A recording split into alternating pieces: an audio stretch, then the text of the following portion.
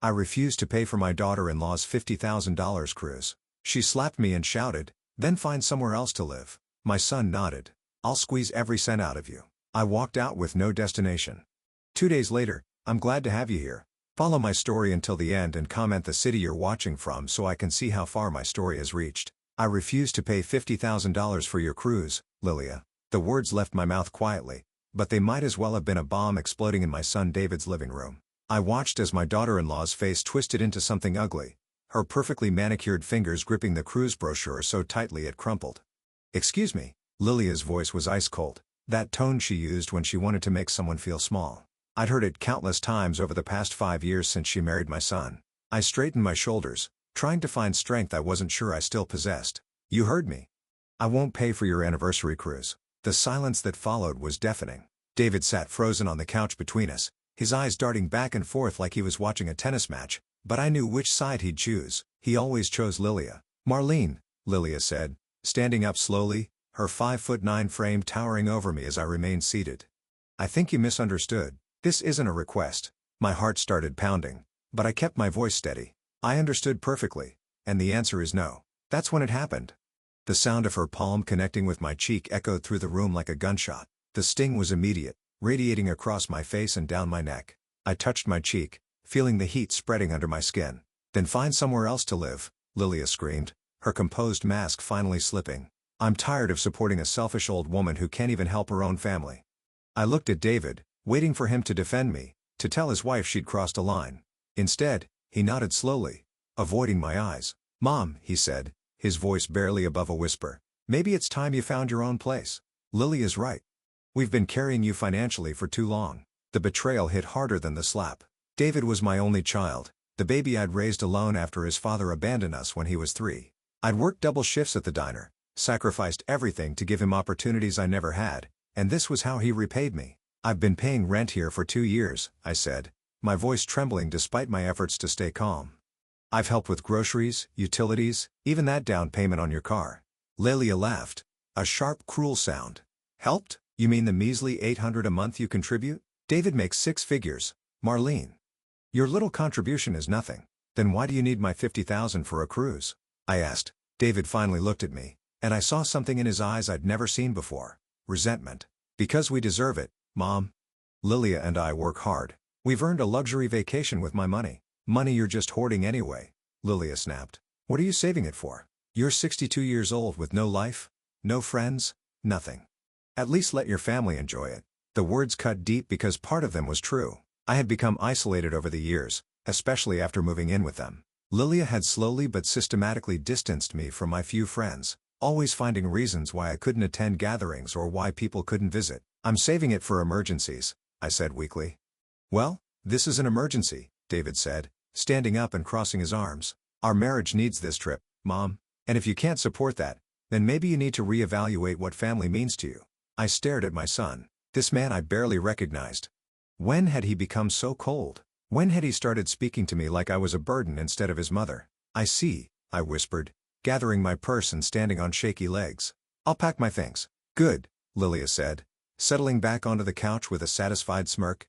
"And don't think you can guilt-trip us into changing our minds." David agrees with me completely. As I walked toward the stairs to pack my belongings, I heard David's voice behind me. "Mom, wait." For a moment, hope fluttered in my chest. Maybe he was finally going to stand up for me. "I'm going to need every penny from you. That $50,000 plus whatever else you've got saved. Consider it compensation for everything Lily and I have provided over the years." The hope died instantly, replaced by a cold numbness that spread through my entire body. I didn't trust myself to speak, so I just continued up the stairs to the small room that had been my home for 2 years. It didn't take long to pack. When you've been made to feel like a guest in your own family, you don't accumulate much. 2 suitcases and a box of photo albums. That was the sum total of my life. As I carried my bags downstairs, I could hear Lilia on the phone in the kitchen, her voice animated and happy. "Yes, Mom." She finally agreed to move out. "I know. I'm so relieved. David and I can finally have our house back." I paused at the bottom of the stairs, listening to her paint me as the villain in her story. According to Lilia, I had graciously decided to give them their space and had even offered to help pay for their anniversary cruise as a parting gift. David was nowhere to be seen when I reached the front door, probably hiding in his office, too much of a coward to face what he'd done. I set my bags down and took one last look around the house where I'd thought I'd found a place to belong. The irony wasn't lost on me. This house, with its granite countertops and hardwood floors, had been purchased with my help. When David and Lilia got married, I'd given them $20,000 for my savings as a wedding gift, money I'd earned scrubbing floors and serving coffee for 30 years. I picked up my bags and walked out into the cool evening air. My car, a 15-old Honda that had seen better days, sat in the driveway like a faithful old friend. At least it was mine, paid for with my own money. As I loaded my belongings into the trunk, I realized I had nowhere to go. No family who would take me in, no close friends to call. The few people I'd once been close to had drifted away over the years or been pushed away by Lilia's subtle manipulations. I sat in the driver's seat for a long moment, my hands shaking as I gripped the steering wheel. At 62, I was homeless, essentially alone in the world with nothing but my car and whatever money I had left in my savings account. The tears came then, hot and bitter, streaming down my face as the reality of my situation hit me. My own son had chosen his wife's greed over his mother's well-being. The child I'd sacrificed everything for had thrown me away like garbage. I started the car and drove aimlessly through the suburbs, past houses filled with families who probably loved each other, past restaurants where I'd once worked, past a life that suddenly felt like it belonged to someone else. As night fell, I found myself in a 24-hour diner parking lot, staring at my reflection in the rearview mirror. My left cheek was still red from Lilia's slap, and my eyes were swollen from crying. I looked exactly like what I was, a discarded old woman with nowhere to go. But somewhere deep inside, beneath the hurt and humiliation, something else was stirring. It felt foreign at first, this tiny spark of something that might have been anger. Or maybe it was just the beginning of understanding that I deserved better than this. I pulled out my phone and checked my bank balance, $87,000. Not a fortune, but more than Lilia thought I had. Money I'd saved penny by penny, working jobs that destroyed my back and aged my hands, always thinking I was building something for my family's future. Now I realized the truth. I hadn't been building anything for them. I'd been building a prison for myself, one made of guilt and obligation, and the desperate need to be loved by people who saw me as nothing more than a source of money. The question was, what was I going to do about it? I spent 3 days living in my car, moving from parking lot to parking lot, trying to figure out what to do next. The nights were the worst, curled up in the back seat, listening to every sound, jumping at every shadow. During the day, I'd drive around aimlessly, sometimes stopping at diners for coffee and a cheap meal, trying to make my money last. On the 4th morning, I found myself at the harbor. I wasn't sure what had drawn me there. Maybe the sound of seagulls crying overhead or the way the morning light danced on the water. It reminded me of better times when I was young, and the world still seemed full of possibilities. I parked near the marina and walked along the wooden planks, breathing in the salt air.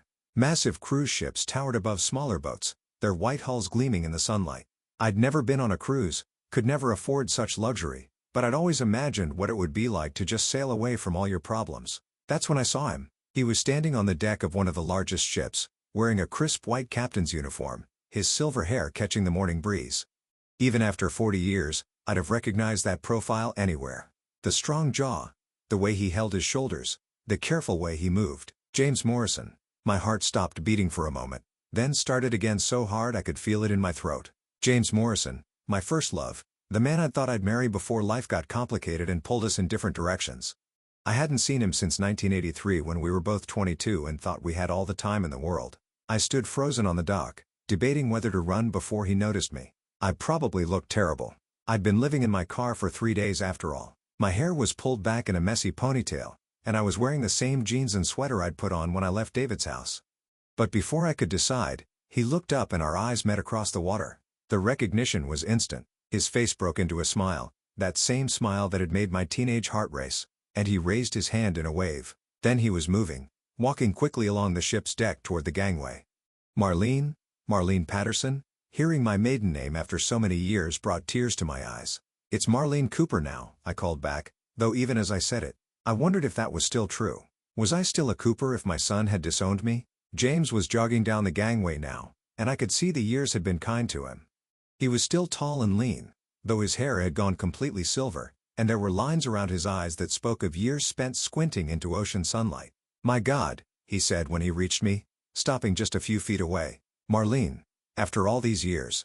"Hello, James." I felt suddenly shy, like I was 22 again, and seeing him for the first time at that summer job we'd both worked at the Marine Supply Company. "You look," he paused, his eyes taking in my appearance with concern rather than judgment. You look like you could use a cup of coffee and a good meal. I laughed, though it came out shaky. That obvious? I've spent 40 years at sea, sweetheart. I can read the weather in a person's face just like I can read storm clouds on the horizon. He gestured toward his ship. Come aboard. Let's catch up properly. I hesitated. I don't want to impose. You're probably busy, and I'm not exactly dressed for a tour of a cruise ship. Marlene, he said gently. I'm the captain. I can invite whoever I want aboard my ship. And right now, I want to invite an old friend who looks like she could use someone to talk to. The kindness in his voice nearly broke me. It had been so long since anyone had spoken to me with genuine warmth without wanting something in return. I followed him up the gangway, marveling at the size of the ship. You're really a captain, I said. You always said you would be, but I never imagined. The Sea Star, he said proudly. 1,500 passengers, crew of 600. She's been my home for the past 10 years. He led me through corridors that looked like they belonged in a luxury hotel, marble floors, crystal chandeliers, artwork on the walls. We passed elegant dining rooms and lounges, a theater, even what looked like a small shopping mall. This is incredible, I breathed. Wait until you see my quarters, he said with a grin. Captain's privilege, best view on the ship. His cabin was indeed magnificent with floor-to-ceiling windows that looked out over the harbor. The space was larger than most apartments with a sitting area, a dining table, and what I assumed was a bedroom through an open doorway. Coffee? He asked, moving to what appeared to be a fully equipped kitchenette. Please. I settled into one of the comfortable chairs, trying to process the surreal turn my life had taken. 4 days ago, I'd been living with my son, feeling trapped and unappreciated. Now I was sitting in a ship captain's quarters, reuniting with the love of my youth. James handed me a steaming mug and sat across from me. So, he said, his blue eyes studying my face. What's brought you to my harbor looking like you've been through a storm? I took a sip of coffee. It was excellent, of course, and tried to figure out where to begin. It's a long story. I've got time. We don't sail until tomorrow evening. So I told him everything, about Richard leaving when David was small, about working multiple jobs to support us, about David's marriage to Lilia, about moving in with them and slowly losing myself in their house. I told him about the cruise demand, the slap, David's betrayal, the 3 nights in my car. James listened without interrupting, his expression growing darker as the story progressed. When I finished, he set down his coffee cup and leaned forward. Let me get this straight, he said, his voice carefully controlled. Your son and his wife demanded $50,000 from you. And when you refused, they threw you out of the house? It sounds worse when you say it like that. It sounds exactly as bad as it is, Marlene. That's elder abuse. The words hit me like a physical blow. It's not. I mean, they financially exploited you and then made you homeless when you stopped complying. That's textbook elder abuse. James stood up and began pacing. How much money have you given them over the years? I thought about it. The $20,000 for their wedding. Help with the house down payment. That was another $15,000. Monthly rent, utilities, groceries, probably $60,000 over the past 2 years. Nearly $100,000. James said quietly, Jesus, Marlene, I wanted to help. David is my son, and you're his mother. That works both ways. James stopped pacing and looked at me. What are you going to do now? I don't know. Find a cheap apartment somewhere, I guess. Maybe get a job, though, at my age. I shrugged helplessly. James was quiet for a long moment, staring out at the harbor. Then he turned back to me with an expression I couldn't quite read. What if I told you there was another option? What do you mean? He sat back down, leaning forward with his elbows on his knees. Marlene, I'm not just the captain of this ship. I'm part owner of the cruise line, Morrison Maritime. Maybe you've heard of it? I shook my head. I knew nothing about cruise lines. We started small 20 years ago, just a few ships doing Caribbean runs. Now we have a fleet of 12 ships, routes all over the world, and we're always looking for experienced people to join our management team. James, I appreciate what you're trying to do, but I don't know anything about cruise ships or maritime business. But you know about customer service. You know about working with difficult people, managing tight budgets, solving problems on the fly. You've been doing it your whole life. He paused. And you know about sacrifice, about putting others first. Those are exactly the qualities we need in our senior management. I stared at him. Are you offering me a job? I'm offering you a partnership. His eyes were serious now. Intent. Morrison Maritime is expanding. We need someone to oversee guest services across our entire fleet. Someone who understands what it means to make people feel welcome, valued, appreciated. Someone who knows what it's like when the people who should care about you don't. The offer was so unexpected, so generous that I couldn't process it at first. James, I can't. I mean, what do I know about running a business? More than you think. And you'd have the best teacher in the business, he smiled. Me. I felt something stirring in my chest, a feeling I hadn't experienced in years. Hope, maybe, or possibility, I asked. Why would you do this for me? James was quiet for a moment, his eyes distant. Do you remember the last time we saw each other, the night before you left for Chicago? I remembered. I'd gotten the scholarship to business school, a chance to make something of myself.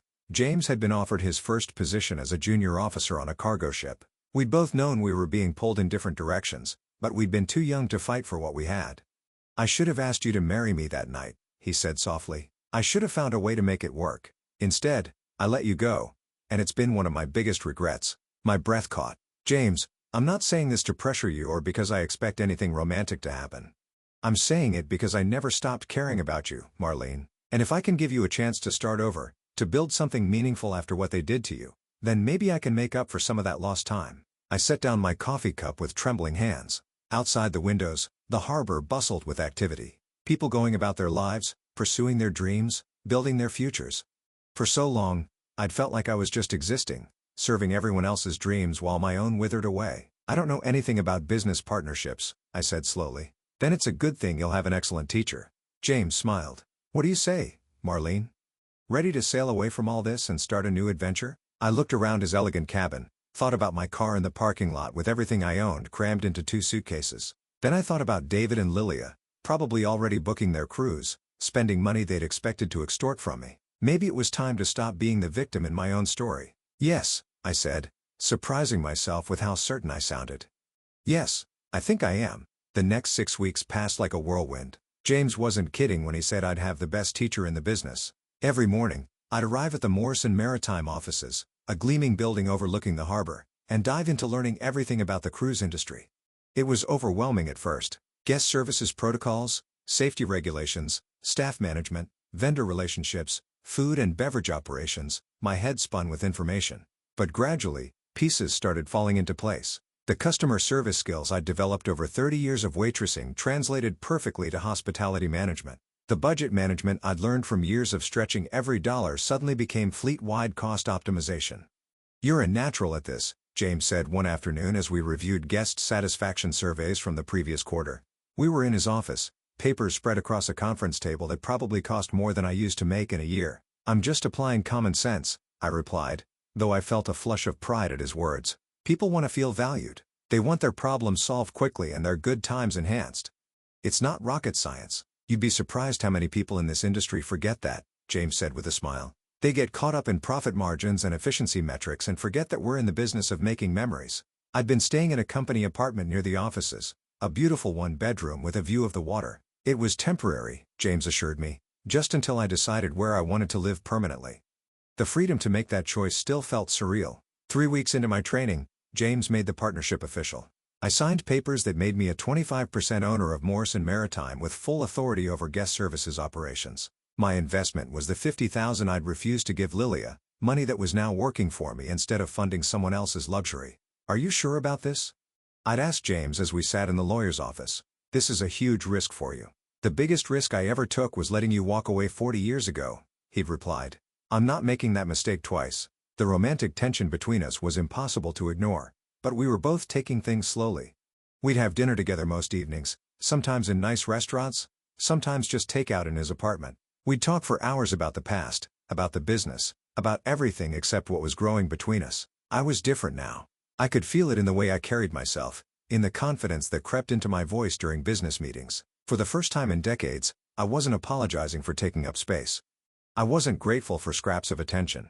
I was contributing something valuable, and people respected me for it. The transformation wasn't just internal. James had insisted I update my wardrobe for my new role, and shopping for business attire had been a revelation.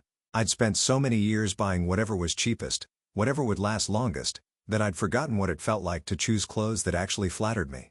Now I had tailored blazers, elegant dresses, shoes that made me feel powerful instead of practical. When I looked in the mirror, I saw a businesswoman, not a discarded mother living on charity. My phone had been eerily quiet since I'd left David's house. No calls, no texts, no attempts to check on my welfare. The silence spoke volumes about how they really felt about me. I was out of sight and out of mind exactly as they'd wanted, but I knew that wouldn't last forever. The call came on a Tuesday afternoon as I was reviewing staffing schedules for our Caribbean fleet. David's name appeared on my phone, and I stared at it for a long moment before answering. "Hello, David. Mom?" His voice sounded strained. "Where the hell are you? I've been trying to find you for weeks." "I'm exactly where you told me to be," I said calmly, living my own life. "Look, about that night, Lilia feels bad about how things went down. We both do. Why don't you come home and we can talk about this like adults?" I almost laughed. "Come home? David, you made it very clear that I don't have a home with you." "Don't be dramatic, Mom. You know we didn't mean it like that. We were just stressed about money, and you decided your stress was my responsibility to fix." I kept my voice level. "Professional. What do you need, David?" There was a pause. We're having some cash flow problems. The investment Lilia made didn't pan out like we expected." "And what investment?" Another pause. "She took some money from our savings to invest in her friend's startup. It was supposed to be a sure thing, but the company went under last month." I closed my eyes. "How much money?" "Most of it," he admitted quietly. "About 40,000. And now we can't make the mortgage payment, and the cruise line wants payment for the booking. So that's why they'd called. Not because they missed me. Not because they regretted how they'd treated me. They needed money again." "I see," I said. "And you thought I'd just hand over another $40,000? Mom, please. We're family. I know we screwed up, but we're desperate here. The bank is talking about foreclosure. And if we can't pay for this cruise, Lily is going to leave me. She says she can't be married to a financial failure."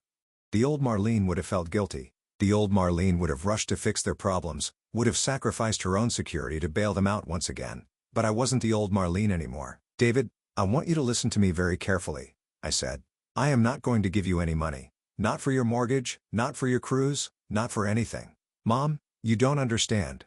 "I understand perfectly. You and Lilia spent your savings on a risky investment without consulting anyone. You made poor financial decisions, and now you want me to face the consequences. But you have the money. I know you do.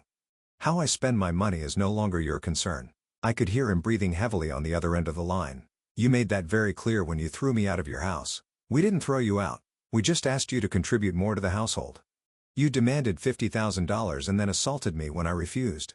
Let's not rewrite history, David." Silence stretched between us. Finally, he spoke again, and his voice was different now, harder. "Fine, but don't come crying to us when you're old and sick and need someone to take care of you. Because after this, you're on your own." The threat might have worked on the old Marlene, but the new me just smiled. "I'm already on my own, David, and I'm doing just fine." I hung up before he could respond. That evening, James and I were having dinner at a small Italian restaurant near the harbor. I told him about David's call, and he'd listened with a grim expression. "How are you feeling about it?" he asked as we shared a bottle of wine.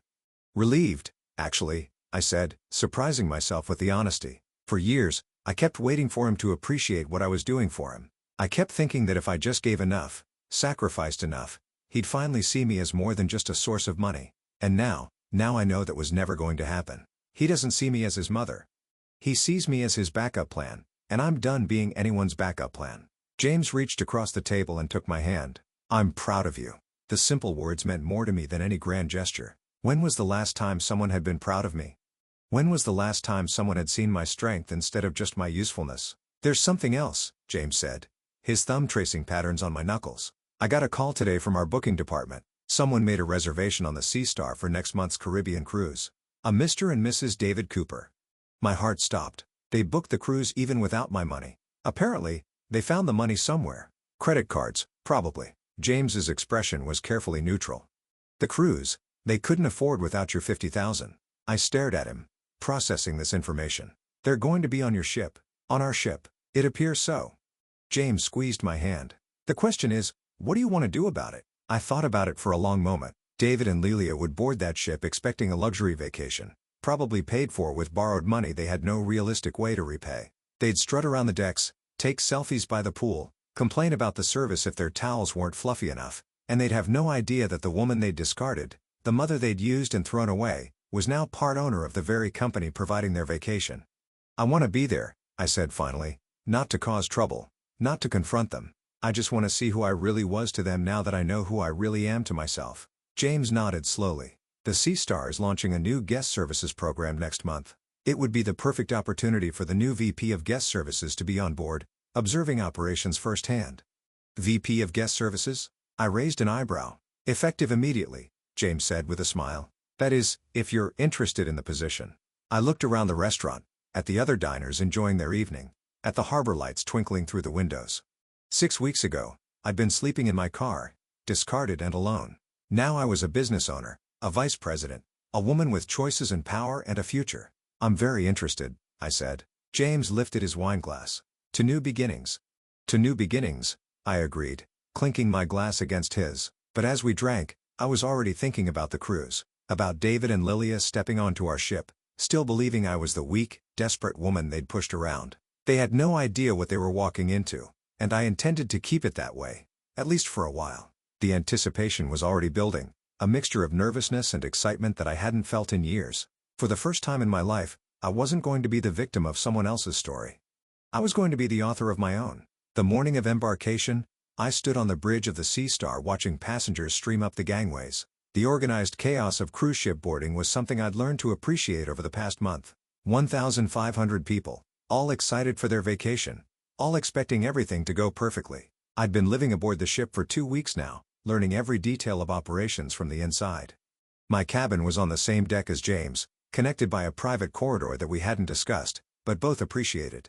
Our relationship had deepened naturally during these weeks at sea, like we were picking up a conversation that had been interrupted 40 years ago. "There," James said, pointing to a couple making their way up Gangway B, "your son and daughter-in-law." My stomach clenched as I spotted David and Lilia. Even from this distance, I could see Lilia's designer luggage, her carefully styled hair, the way she gestured imperiously at the porters handling their bags. David walked behind her, looking older than his 37 years, shoulders slumped with what I now recognized as the posture of a man constantly trying to please someone who couldn't be pleased. "They look exactly like I expected," James murmured. I'd shown him photos from my phone, the few family pictures I still had. He'd studied them with the intensity of a military strategist, which wasn't far from the truth. "We'd planned this day carefully. Remember," he said, turning to me, "you're Marlene Morrison now, VP of Guest Services. As far as anyone knows, you're conducting routine observations of embarkation procedures." Marlene Morrison. I'd started using the name a week ago after James proposed it. "For business purposes," he'd said, though we both knew it meant more than that. The name felt like armor, protecting the new woman I'd become from the old wounds the old Marlene carried. I made my way down to the main deck, wearing my crisp navy blazer with the Morrison Maritime logo, my staff badge clearly visible. I positioned myself near the guest services desk, ostensibly reviewing check-in procedures, but really waiting for the moment I'd been both dreading and anticipating for weeks. It took an hour before I saw them. Lilia came first, of course, striding through the atrium like she owned the place. She wore a white sundress that probably cost more than I used to make in a month, and her new diamond bracelet caught the light from the crystal chandelier overhead. David followed, looking around with the wide-eyed expression of someone who'd never been on a cruise ship before. Despite everything, I felt a pang of maternal affection. He'd always had that same expression as a child when we'd go somewhere special, the zoo, the county fair, anywhere his father had never taken him. They approached the guest services desk with a complaint already forming on Lilia's lips.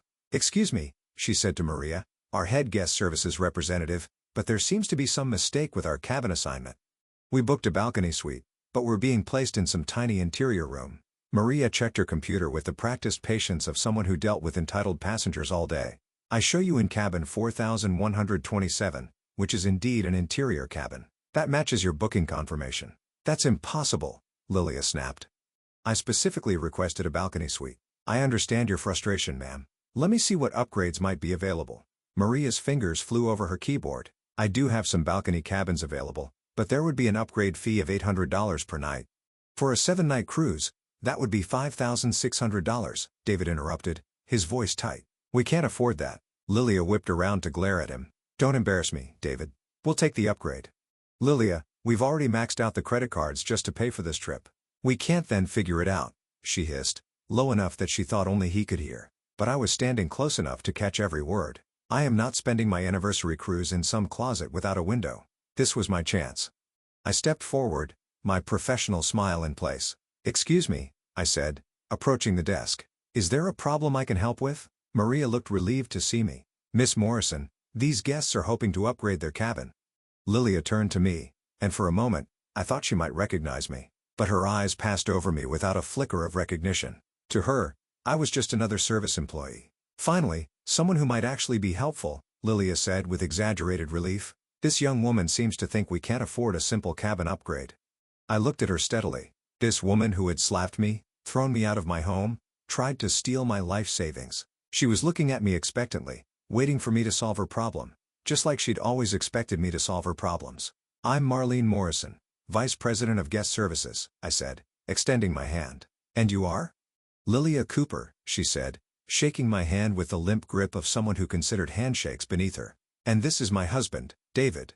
We're celebrating our anniversary, and we really need a cabin with a balcony." "Of course," I said smoothly. "Let me see what I can do for you." I moved behind the desk and pretended to review their booking on the computer. David stood slightly behind Lilia, and when our eyes met, I saw a flicker of something that might have been recognition, but it passed so quickly. I couldn't be sure. "I see the challenge," I said after a moment. "Your original booking was made quite recently, so most of our premium cabins are already occupied." "Recently," Lilia's voice rose. "We booked this months ago." I tilted my head looking at the screen. "According to our records, this reservation was made 6 weeks ago and paid for with a credit card that was declined twice before the payment went through." David's face flushed red. There was a processing error with our bank." "Of course," I said pleasantly. "These things happen." I could feel the power dynamic in this conversation, and it was intoxicating. For the first time in my relationship with these people, I held all the cards. They needed something from me, and I could choose whether or not to give it to them. "I do have one option," I said finally. "There's a balcony suite that just became available due to a last-minute cancellation. The upgrade fee would be waived as an anniversary gift from Morrison Maritime." Lilia's eyes lit up. "Really? That's wonderful.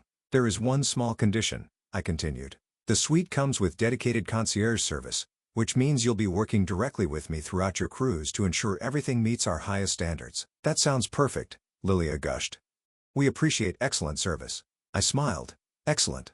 Maria will get you sorted with your new cabin keys. The suite is on deck 12, and I believe you'll find it more than adequate for your anniversary celebration." As Maria processed the cabin change, Lilia leaned closer to me. "Between you and me," she said in a conspiratorial whisper, "it's so refreshing to deal with competent management instead of these entry-level employees who don't understand customer service." "I completely understand," I replied. "Good service is all about recognizing what people truly deserve." 20 minutes later, I watched them walk toward the elevators, Lilia practically floating with satisfaction at having gotten her way. David looked back once, and again I caught that flicker of something in his expression, but he said nothing, just followed his wife like he'd been doing for years. I made my way back to the bridge, where James was waiting with a knowing smile. "How did it go?" he asked. "They have no idea who I am," I said, though I felt a complex mix of emotions, relief, satisfaction, but also a deep sadness that my own son hadn't recognized his mother. "Are you okay?" I thought about it. "I think so. It's strange, seeing them like this. They're exactly who I always knew they were, but somehow it feels different when you're not depending on them for anything." James nodded. "Power changes perspective. They're in the Sunrise Suite now," I said. "The one with the cameras. We'd chosen that suite specifically. As part of our guest services training program, several cabins were equipped with discrete cameras to monitor housekeeping standards and guest satisfaction. Everything was completely legal and disclosed in the fine print of the cruise agreement, though most guests never bothered to read it. And they have dedicated concierge service," I added. "With you as their concierge, with me as their concierge." I looked out at the harbor where the last few passengers were boarding. They're going to get exactly the level of service they deserve. The ship's horn sounded, signaling our departure. I watched the dock crew prepare to cast off the lines that kept us tethered to shore. Soon, we'd be at sea, a floating city with 1,500 passengers and 600 crew members, all under James' command. And somewhere below us, in their upgraded suite, David and Lilia were probably already ordering room service and planning their evening entertainment, blissfully unaware that the woman they discarded was now in control of every aspect of their vacation experience. The old Marlene would have felt guilty about the deception. The old Marlene would have revealed herself immediately, would have tried to reconcile, would have bent over backwards to make them happy. But I wasn't the old Marlene anymore. I was Marlene Morrison, VP of Guest Services, part owner of this ship and this company, partner to a man who valued me for who I was rather than what I could provide. Tomorrow night was the welcome aboard show where James traditionally introduced key staff members to the passengers. It was a chance for everyone to meet the people who would be taking care of them during their cruise. I was very much looking forward to that introduction. "Penny for your thoughts," James said, moving to stand beside me at the bridge windows. "I'm thinking about tomorrow night," I said, "about the moment when they realize who I really am. And how does that make you feel?" I considered the question seriously. "Free," I said finally. "For the first time in my life, completely free." The Sea Star pulled away from the dock, carrying us all toward whatever waited in the open ocean. But I was no longer afraid of uncertainty. I'd learned that sometimes the unknown was exactly where you needed to be. Behind us, the harbor grew smaller and smaller until it was just a memory on the horizon. Ahead of us lay 7 days at sea, 7 days where David and Lilia would slowly discover that their actions had consequences they'd never imagined. I wasn't planning revenge. I was simply planning to let them experience the same reality I'd been living in for years. A world where you had to earn respect rather than demand it, where your worth was measured by your character rather than your connections. It was going to be an interesting cruise. The first 3 days of the cruise passed like a carefully choreographed dance. As their dedicated concierge, I shadowed David and Lilia's every move while maintaining my professional distance. They treated me exactly as I'd expected, as hired help who existed solely to fulfill their demands. "Marlene," Lilia would say, snapping her fingers when she wanted my attention. "The towels in our bathroom aren't fluffy enough. Fix it." "Of course, Mrs. Cooper," I'd reply with perfect politeness. "I'll have housekeeping address that immediately." David barely acknowledged my presence, which shouldn't have surprised me but still stung. This was the child I'd raised alone, the boy I'd worked 3 jobs to support, and he looked through me like I was invisible. Through the discreet monitoring system, James and I observed their private moments. The fights were constant and brutal. Lilia berated David for everything: his clothes, his conversation, his inability to provide the lifestyle she felt she deserved. "I can't believe I married such a loser," she said on the second night, her voice sharp with contempt as they dressed for dinner. "Your mother was right about one thing. You're a disappointment." David flinched at the words. "Lilia, please. We're supposed to be celebrating our anniversary." "Celebrating what? 5 years of mediocrity? 5 years of pretending you're something you're not?" She turned away from the mirror where she'd been applying lipstick. "At least when your mother was bankrolling us, we could maintain some dignity." "She'll come around," David said weakly. "She always does." "No, she won't. She's gotten selfish in her old age." "Typical." Lilia picked up her purse. "Well, at least this cruise is paid for. After this, we're going to have to make some serious changes." I watched this exchange from the security office. James beside me. He squeezed my shoulder gently. "Still think you made the wrong choice?" he asked. I shook my head. The woman on that screen wasn't someone I'd ever truly known. I'd seen glimpses of her cruelty, but I'd always made excuses, always blamed stress or circumstances. Now I was seeing her true nature, and it was uglier than I'd imagined. The third day brought the incident that would change everything. I was in the dining room observing lunch service when I heard raised voices from across the room. Lilia was standing at her table gesticulating angrily at one of our waitstaff, a young woman named Carmen who was working her first cruise contract. "This is completely unacceptable." Lilia's voice carried across the dining room, causing other passengers to turn and stare. "I ordered my salad with dressing on the side, and you brought it pre-dressed. Do you not understand English?" Carmen, whose English was actually excellent, but carried a slight accent from her native Philippines, apologized profusely. "I'm so sorry, ma'am. I can get you a new salad right away." "No, that's not good enough," Lilia snapped. "I want to speak to your manager. This kind of incompetence is exactly why people like you shouldn't be working in hospitality. People like you." The phrase hit me like a physical blow. I'd heard that tone before directed at me countless times, but hearing it aimed at Carmen, a hard-working young woman sending money home to support her family, filled me with rage. David sat silently at the table avoiding eye contact with anyone, including his wife. He was embarrassed by her behavior, but too weak to stop it. I walked over to their table, my professional smile firmly in place despite the fury burning in my chest. "Is there a problem here?" I asked pleasantly. Lilia whirled around, relief flooding her face when she saw me. "Marlene, thank God. This waitress completely messed up my order and then had the audacity to argue with me about it." I looked at Carmen, who was close to tears, then back at Lilia. "I'm sure it was just a simple misunderstanding. These things happen." "No, they don't happen when staff are properly trained," Lilia shot back. "I want her fired." The dining room had gone quiet around us. Other passengers were watching the scene unfold, some with disapproval at Lilia's behavior, others with the uncomfortable fascination people have for public humiliation. "Mrs. Cooper," I said, my voice still perfectly professional, "I understand you're upset. Why don't we step outside and discuss this privately?" "No. I want this resolved right here, right now. This girl doesn't deserve to work on this ship." Carmen looked at me with pleading eyes. I knew her story. She was 23, supporting her parents and 2 younger siblings back home. This job was everything to her. "Actually," I said, my voice taking on a slight edge, "Carmen is one of our finest staff members. She's been recognized for excellence in guest service multiple times." Lilia's eyes narrowed. "Are you contradicting me?"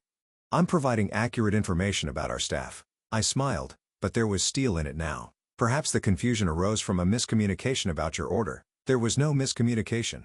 She's incompetent, and you're clearly too inexperienced to recognize poor service when you see it.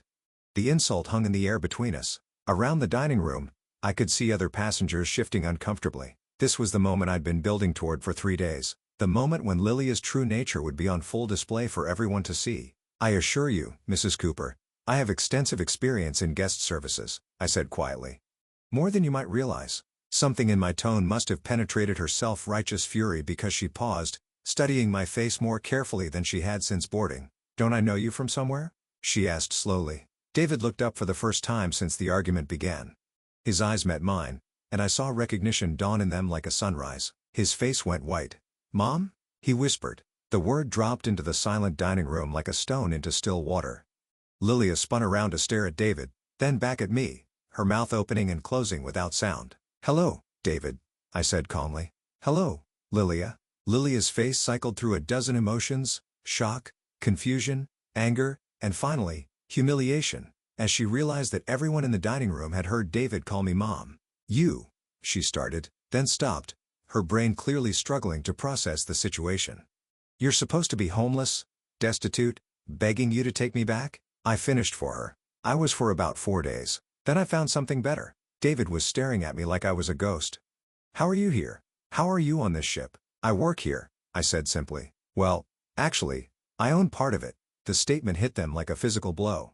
Lilia actually staggered backward, her hand reaching for the back of her chair for support. That's impossible, she breathed. Is it? I looked around the dining room at the passengers who were now openly staring, at Carmen who was watching with wide eyes. Ladies and gentlemen, I apologize for the disruption to your meal. Sometimes family dynamics can be complicated. I turned back to Lilia, who was still gaping at me like a fish out of water. As for your complaint about the service, I'll be sure to note in your file that you attempted to have one of our best staff members fired for bringing you exactly what you ordered. Carmen, thank you for your patience with this situation. Carmen nodded, still looking confused, but relieved that she wasn't in trouble.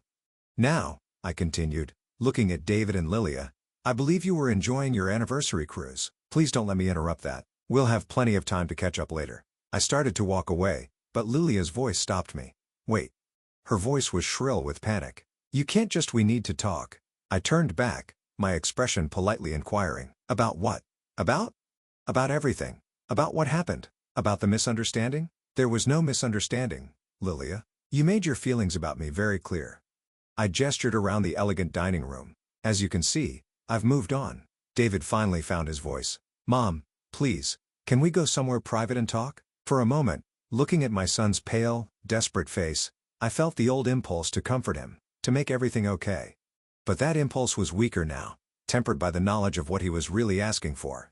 We'll have time to talk tomorrow night, I said at the Welcome Aboard show. I'll be on stage with the other senior staff members. The full implications of that statement hit them both simultaneously. Lilia's face went ash-gray as she realized that I wouldn't just be introduced as staff, I'd be introduced as part ownership. Oh God, David whispered.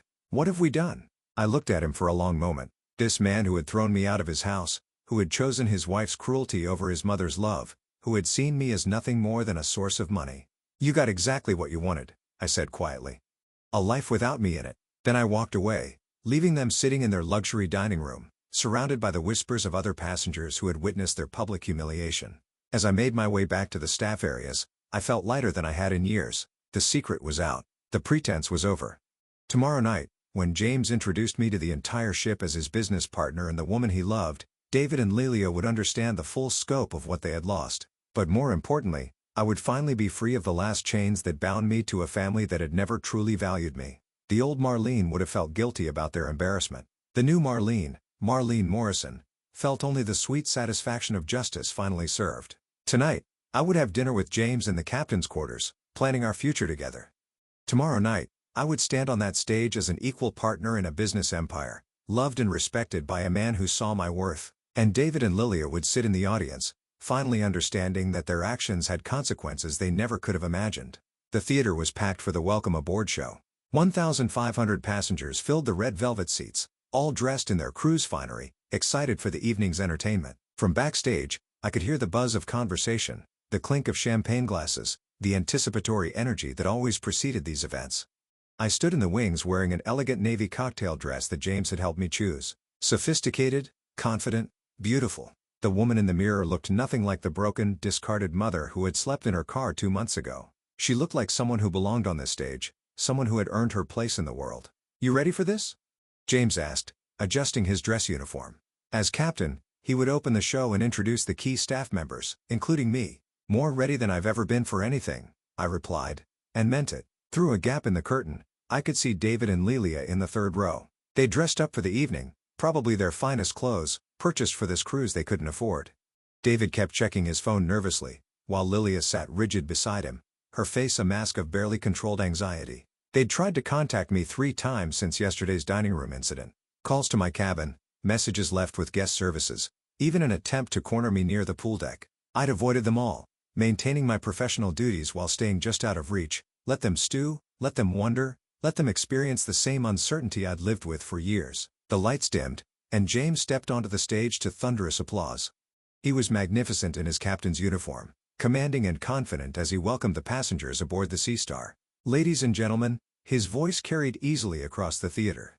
"Welcome to what I promise will be an unforgettable cruise experience. Tonight, I want to introduce you to some of the exceptional people who make the magic happen on board our ship."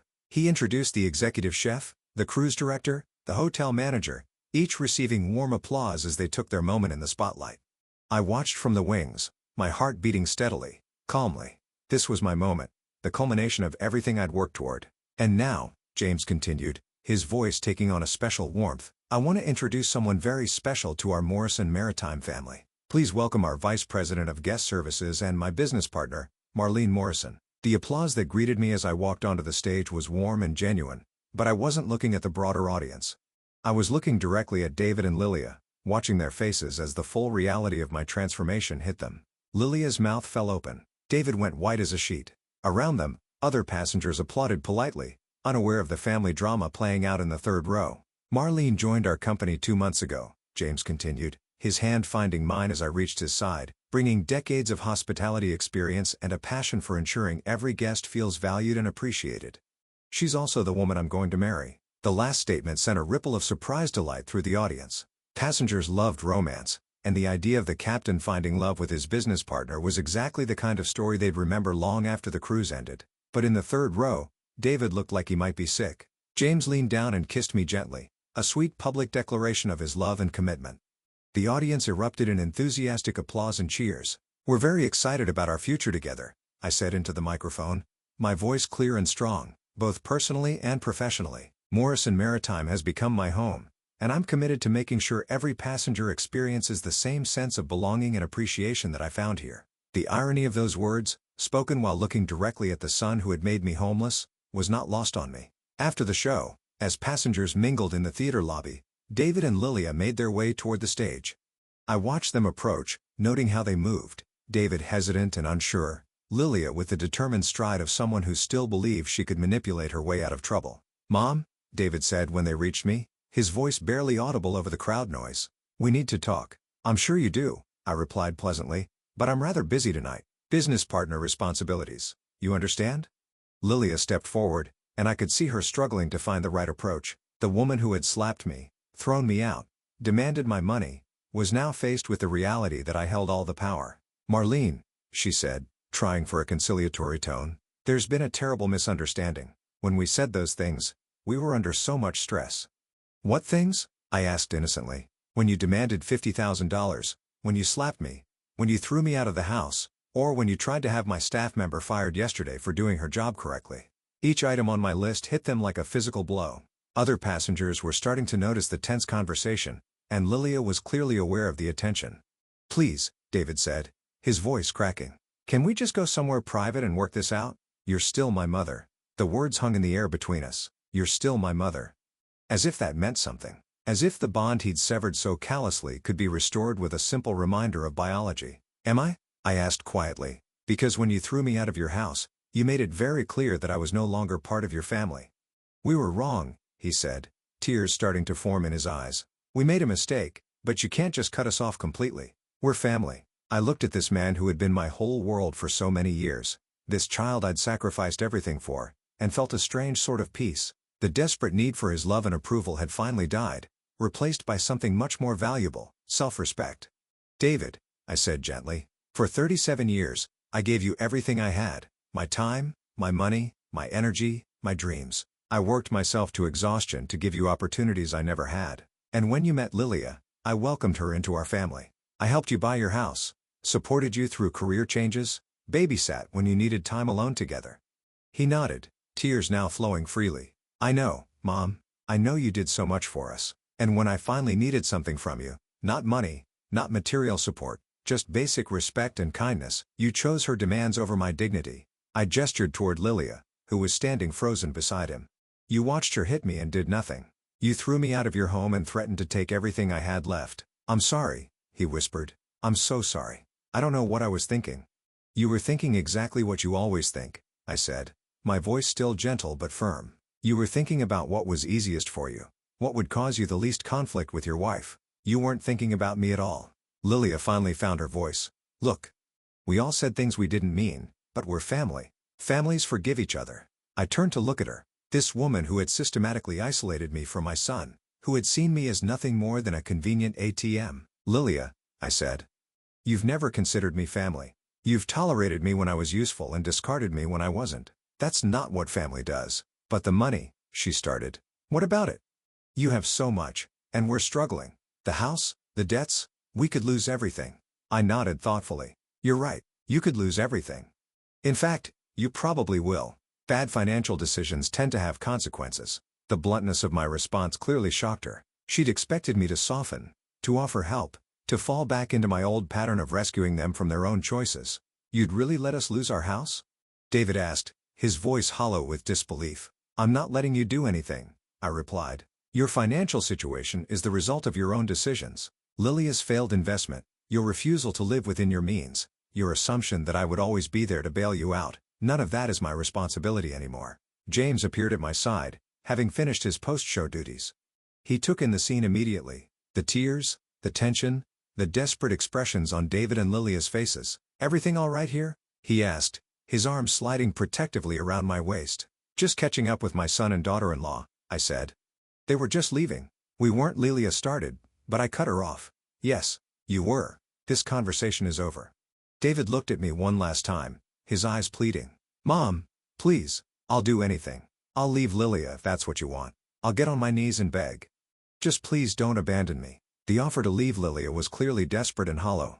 He'd never follow through, and we all knew it. But even if he would, it was too late. The damage was done. The relationship irreparably broken. David, I said, feeling a strange sort of pity for him. I'm not abandoning you. You abandoned me 2 months ago when you threw me out of your house. I'm simply accepting the reality you created. But you're rich now. You have everything you need. Yes, I do. I have a business I'm passionate about, a man who loves and respects me, and a future full of possibilities. I have everything I need. And more importantly, I have people in my life who value me for who I am, not what I can provide. I looked around the theater lobby, at the passengers enjoying their evening, at the staff members who had become my colleagues and friends, at James whose love had helped me remember my own worth. This is my family now, I said simply. The words hit David like a physical blow. He staggered backward, the full finality of my rejection finally sinking in. You can't mean that, he whispered. I can. And I do. I took James's hand, feeling the warmth and strength of his support. I'm done being your safety net, David. I'm done sacrificing my happiness for yours. I'm done pretending that blood relation means more than basic human decency. Lilia made one last desperate attempt. What about grandchildren? Don't you want to be a grandmother someday? The question was meant to hit me where it hurt most, to remind me of all the future experiences I'd be missing. But instead of pain, I felt only relief. Any children you might have would be raised by you, I said. Given your values and priorities, I think they're better off without my influence. With that, I turned away from them and walked toward the exit, James beside me. Behind us, I could hear Lilia's voice rising in panic, David's pleas becoming more desperate, but I didn't look back. We walked out onto the deck where the Caribbean night air was warm and sweet. The ship cut through dark water toward our next destination, leaving a wake of phosphorescent foam behind us. How do you feel? James asked, pulling me into his arms. I considered the question seriously. Free, I said finally. For the first time in my adult life, completely free. Any regrets? I thought about David and Lilia, probably back in their cabin now, finally understanding that their actions had permanent consequences.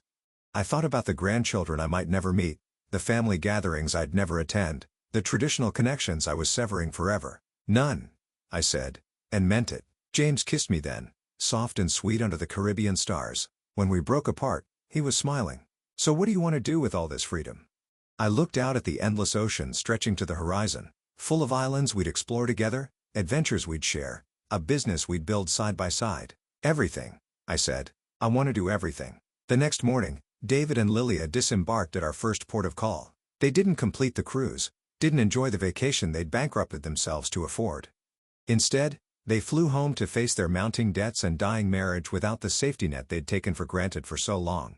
I watched their tender boat carry them back to shore from the captain's deck, feeling nothing but a peaceful sense of closure. The old Marlene would have felt guilty, would have run after them with apologies and checkbook in hand, but I wasn't the old Marlene anymore. I was Marlene Morrison, business owner, beloved partner, woman of worth and dignity. I was exactly who I was meant to be. The Sea Star sailed on without them, carrying me toward a future I'd chosen for myself, surrounded by people who valued me for who I was rather than what I could provide. At 62, my real life was finally beginning. Now I'm curious about you who listened to my story. What would you do if you were in my place? Have you ever been through something similar?